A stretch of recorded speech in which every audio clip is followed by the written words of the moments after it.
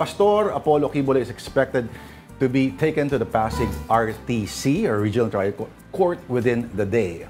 And for the details, we have Mobile Journal, Kayla Bacantan live on the ground. Kayla, okay, anong info ba, kung may oras na ba ang pagdating ni Pastor Quiboloy dyan sa Pasig RTC?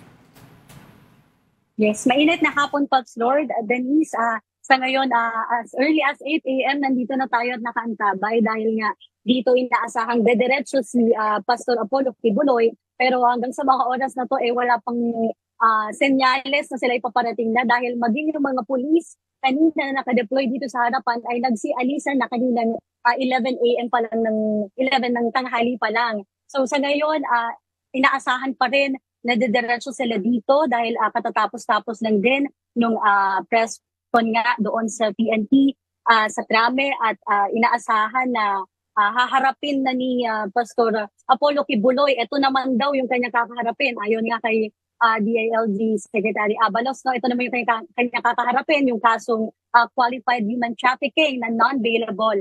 At nakaantabay tayo sa kung anumang mga kaganapan na mangyayari dito, pero narinig natin doon kanina na nakaalis na raw ng Trame mga bandang 2:00 ng hapon. So sa ngayon, ayun pa lang kasi yung ating mga detalye na nakuha sa ating pag-aantay sa pag-diretso nga dito, sa pagpunta dito ni